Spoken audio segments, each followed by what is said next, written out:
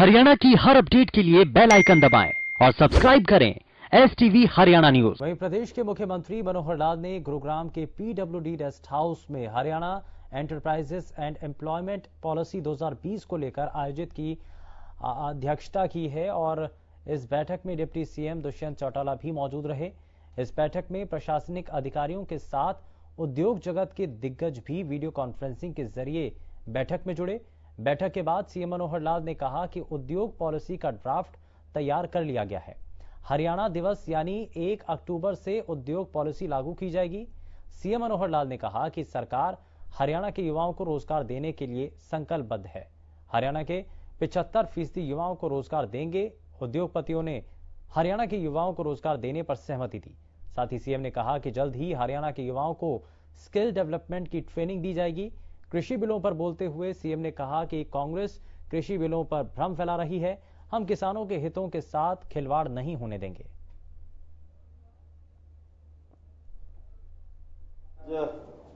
हरियाणा के जितने भी उद्योग जगत के लीडर्स हैं और व्यापार जगत के भी कुछ एसोसिएशंस के भी ऐसे मिलाकर के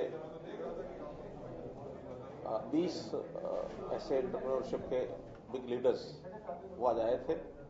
उसमें से 6 तो ऑनलाइन थे, बाकी सब यहाँ उपस्थित थे। उनके साथ हरियाणा की नई उद्योग पॉलिसी उसका एक ड्राफ्ट उनको सबको दिया गया है। उससे सुझाव मांगे गए हैं, कुछ अच्छे सुझाव आए भी हैं। उन सब के जो सुझाव हैं डिपार्टमेंट के साथ बैठ करके और इनकॉर्पोरेट करने लायक जितने होंगे, नई पॉलिसी हम 1 नवंबर जो हरियाणा दिवस 2020 उस दिन से उसको लागू करेंगे। हरियाणा के युवकों को नौकरी देने की बात, उनको प्राथमिकता देने की बात, उनकी रिजर्वेशन की बात, इस पर भी चर्चा हुई है।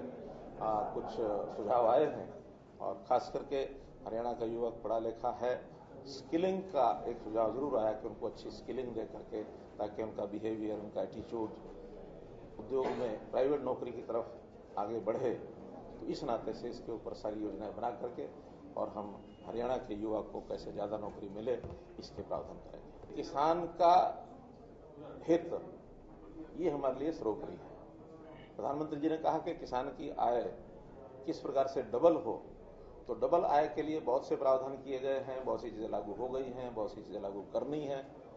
तो ये 2022 तक किसान की आय डबल होगी, ऐसा हमारा विश्वास है। इसमें कुछ भ्रम फैलाने की जो बात की गई है, पॉलिटिकल जिसको कहना चाहिए कि अपना एजेंडा लेकर के खास करके कांग्रेस ने इसको हवा देने की बात की है। मैं इतना ही पूछना चाहूंगा कांग्रेस के नेताओं से कि जब उनकी सरकार थी, चाहे केंद्र में थी चाहे हरियाणा में थी, वो 2009 से लेकर 2014 तक जो चर्चाएं उस समय चली थी, ये सारे जितने आज एक्ट बनाए जा रहे हैं, इनकी भूमिका उस समय बनी हुई थी। वो जो एक्ट उस समय बनने जा रहे थे, उन्होंने कुछ बनाए, कुछ नहीं बनाए, कुछ अधूरे छोड़े। और चाहे उसमें स्वामीनाथन रिपोर्ट की बात की, इंप्लीमेंटेशन करने की बात थी, जो वो नहीं कर पाए थे, आज अगर वो हो गए हैं तो उसी में अब उनका